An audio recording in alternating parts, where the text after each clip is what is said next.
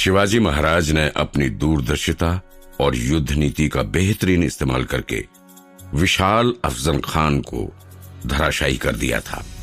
सोचिए कि अगर आप शिवाजी राजे के सलाहकार होते तो क्या आप उन्हें अफजल खान जैसे खतरनाक दरिंदे से अकेले मिलने जाने देते?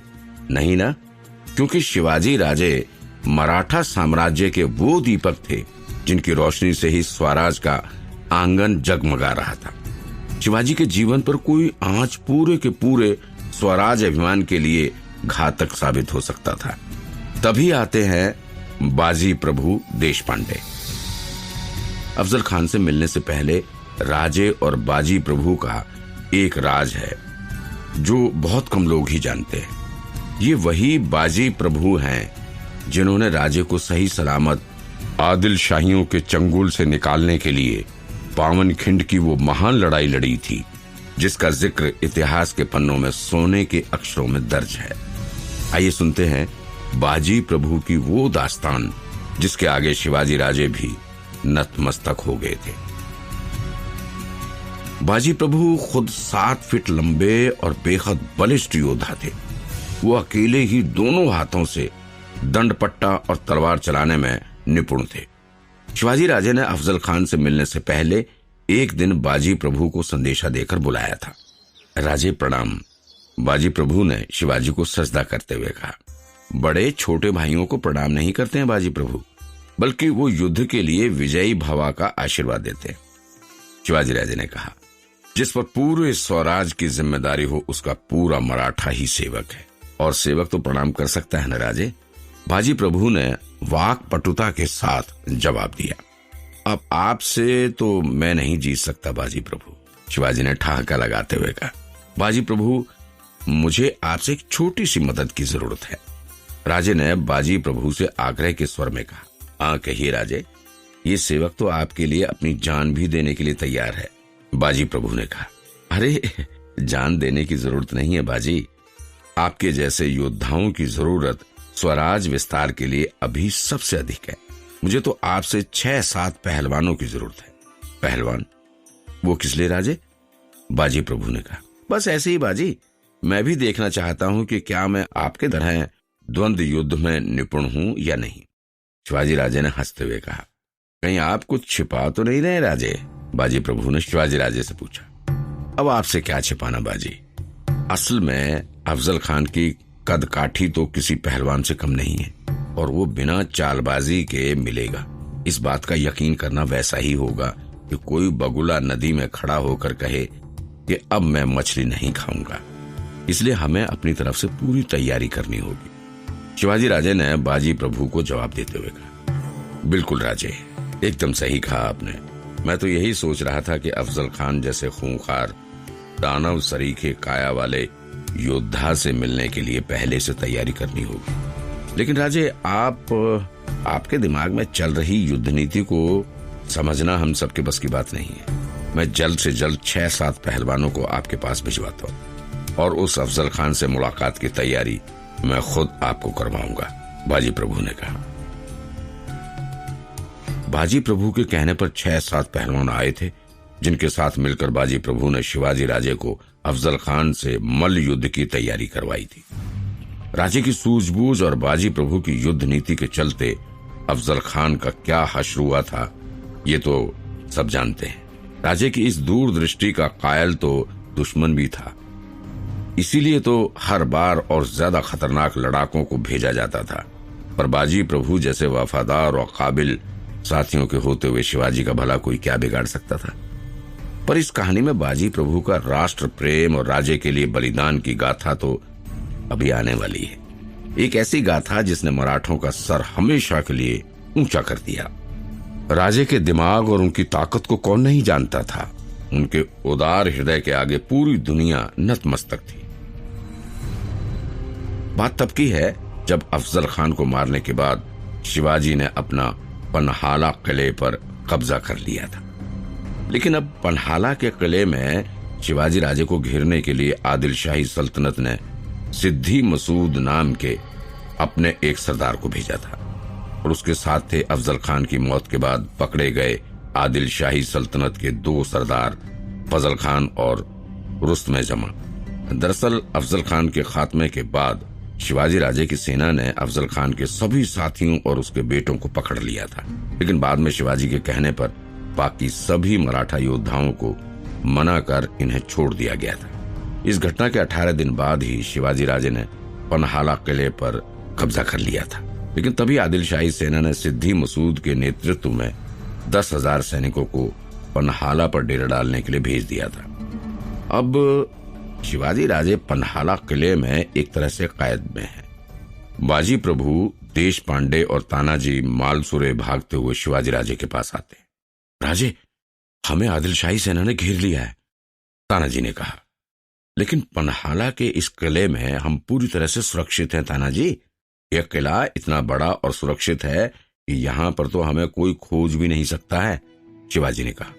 लेकिन राजे, आदिल शाह ने इस सेना के साथ सिद्दी मसूद, फजल खान और रुस्तमे जमा को भेजा है, और तो और उनके साथ तोपें और तकरीबन 10,000 की सेना है, और हमें सबसे ज्यादा चिंता आपकी सुरक्षा की है राजे।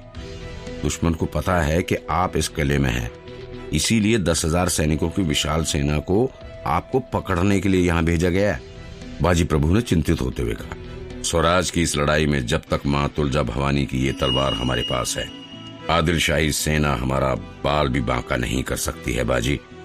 आप बिल्कुल चिंता न कीजिए, आदिल शाही सैनिकों को तो सह्याद्री से आने वाला पानी ही तबाह कर देगा, शिवाजी ने कहा। लेकिन राजे, इसके साथ हमारे लिए राशन की समस्या भी बहुत विकट है।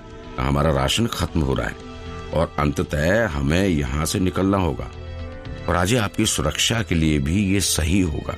यहाँ घात लगाई सेना ना जाने कब आक्रमण कर दे, तानाजी ने कहा। तानाजी की बात तो बिल्कुल सही थी, लेकिन पन्हाला किले के बाहर का घेरा बहुत ही कसा हुआ था। सिद्दी मसूद ने चप्पे चप्पे पर सैनिकों को बिठा रखा था, और तो और फजल खान और रुस्तमे जमा को भी सेना की 2 टुकड़ियों के साथ 2 बेहद महत्वपूर्ण मार्ग पर नियुक्त किया गया है। सिद्दी मसूद खुद भी हर 2 घंटे पर सैनिकों से खबर लेता था और इस बात का निरीक्षण करता था कि घेरे की मजबूती में कहीं भी कमी नहीं आई है। पन्हाला के किले पर घेरेबंदी इतनी सख्त थी कि वहां से निकलना लगभग नामुमकिन मालूम पड़ रहा था। शिवाजी इस उधेड़-बुन में थे कि आखिर पन्हाला के किले से निकला कैसे जाए, क्योंकि स्वराज अभियान के लिए उन्हें खुद और अपने साथियों को सुरक्षित रखना बेहद जरूरी था।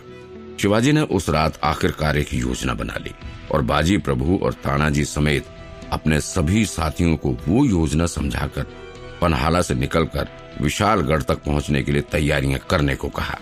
हालांकि शिवाजी राजे की योजना से उनके सभी साथी इत्तेफाक नहीं रखते थे और वे इस योजना पर अमल करने के लिए पूरी तरह से तैयार नहीं थे, लेकिन क्या कोई और रास्ता था जिससे वे राजे को सुरक्षित कर सके? शायद किसी के पास कोई विकल्प नहीं था सिवाय उस योजना पर अमल करने के। सिद्दी मसूद अपने शामियाने में सो रहा था कि तभी उसके सैनिकों ने उसे खबर दी कि शिवाजी भाग निकला है। इतना सुनने के बाद सिद्दी मसूद तिलमिला उठा। 4 महीने की उसकी घेराबंदी एक पल में टूट जाएगी, इस बात का इल्म उसे रत्ती भर भी नहीं था, बल्कि उसे तो अपनी घेरेबंदी पर पूरा भरोसा था। लेकिन फिर ये कैसे हुआ?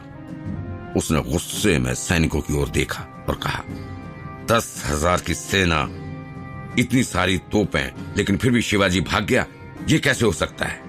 क्या तुम सब नामर्द हो जो एक शिवा को पकड़ नहीं पाए? मुझे पता था कि ये शिवाजी जरूर भाग निकलेगा, पास खड़े फजल खान ने कहा। सिद्दी मसूद शामियाने से बाहर आकर तेजी से इधर उधर घूमने लगा और सैनिकों को चारों दिशाओं में दौड़ा दिया। सिद्दी मसूद अभी गुस्से में तिलमिलाया हुआ अपने शामियाने के बाहर तेजी से टहल रहा था कि तभी एक सैनिक ने आकर सूचना दी, सरदार, शिवाजी को पन्हाला घेरे के पश्चिमी छोर से बाहर निकलते हुए देखा गया है। ये पहाड़ी चूहा इतनी घेरेबंदी, इतनी तोपें और फिर भी बाहर भाग निकलने की कोशिश कर रहा है। इसे तो सबक सिखाने के लिए अब मुझे ही निकलना होगा। ये कहते हुए सिद्दी मसूद हाथ में नंगी तलवार लेकर घेरे के पश्चिमी छोर की तरफ निकल पड़ा। उसके पीछे पीछे उसके शामियाने के इर्द गिर्द खड़े सैनिक भी तेजी से चल दिए। घेरे के पश्चिम छोर के बीच में असल में एक ऊंची पहाड़ी थी, जिसकी वजह से दो छावनियों के बीच की दूरी काफी ज्यादा बढ़ गई थी। इसी का फायदा उठाकर मावले सैनिकों ने शिवाजी राजे के साथ पन्हाला के घेरे को भेद कर शिवाजी को निकालने की योजना बनाई थी। सिद्दी मसूद के आने से पहले ही उस जगह पर चंद मावले सैनिकों और आदिल शाही सेना के बीच युद्ध शुरू हो चुका था। मावले बहुत बहादुरी से आदिल शाही सेना के छक्के छुड़ा रहे थे। इस बात का यकीन करना मुश्किल था कि इतने कम मावले ही आदिल शाही सेना को पीछे की ओर ढकेलते जा रहे हैं। वहां पहुंचते ही सिद्दी मसूद ने देखा कि खुद शिवाजी भी अपने हाथों में तलवार लेकर युद्ध क्षेत्र में उतरे हुए हैं। तलवार लेकर युद्ध करते शिवाजी राजे को देखकर एक पल के लिए सिद्दी मसूद सिहर गया, लेकिन उसे बीजापुर की बड़ी बेगम को किए वादे की याद आई। सिद्दी मसूद ने अपने सैनिकों को कहा, आगे बढ़ो और इन काफिरों को कुचल डालो। याद रहे, हमें शिवाजी को जिंदा पकड़ना है ताकि बीजापुर के दरबार में उसे पेश किया जा सके। उस पहाड़ी चूहे ने पूरे आदिल शाही हुकूमत के नाक में दम कर रखा है। इतना कहने के बाद सिद्दी मसूद खुद भी तलवार लेकर मावले सैनिकों पर टूट पड़ा। मावले सैनिक कम थे, लेकिन वे वीर थे। चारों तरफ से घिरे मावले सैनिकों ने आदिल शाही सेना को पीछे खिसकने के लिए मजबूर कर दिया था, लेकिन सिद्दी मसूद के साथ आए हुए सैनिक ज्यादा निपुण थे। सिद्दी मसूद खुद भी मैदान में था। थोड़ी देर तक तो मावले सैनिकों ने आदिल शाही सेना को रोके रखा, लेकिन मसूद के साथ आए सैनिकों और पहले से ही चारों तरफ से घेरे सैनिकों ने शिवाजी राजे और उनके मावले योद्धाओं को पीछे धकेलना शुरू कर दिया था। तभी मसूद ने शिवाजी को पकड़ने के लिए एक चाल चली। सिद्दी मसूद ने अपने सैनिकों को एक दिशा से पीछे हटकर घेरने को कहा और अपने सैनिकों के साथ सामने से धावा बोल दिया। सिद्दी मसूद की ये योजना काम कर गई। शिवाजी राजे अब सिद्दी मसूद के कब्जे में थे। आखिरकार शिवाजी को हमने पकड़ लिया। करनूल के सिद्दी मसूद ने शिवाजी को आखिरकार पकड़ लिया। शिवाजी के पकड़े जाने के बाद सिद्दी मसूद खुशी से झूम उठा। सिद्दी मसूद को इस बात की आशा थी कि शिवाजी को पकड़ने के बाद निश्चित ही उसको अशरफियों से तोल दिया जाएगा और बीजापुर के दरबार में उसकी प्रतिष्ठा भी जरूर बढ़ेगी। सिद्दी मसूद के सैनिक शिवाजी को लेकर उसके शामियाने की ओर चलने लगे। थोड़ी देर बाद वो मसूद के आलीशान शामियाने में थे। मसूद ने अपनी कुर्सी पर बैठे बैठे ही शिवाजी राजे से पूछा, क्यों शिवाजी, तुम्हें लग रहा था कि तुम हमें और हमारी सेना को चकमा देकर भाग जाओगे?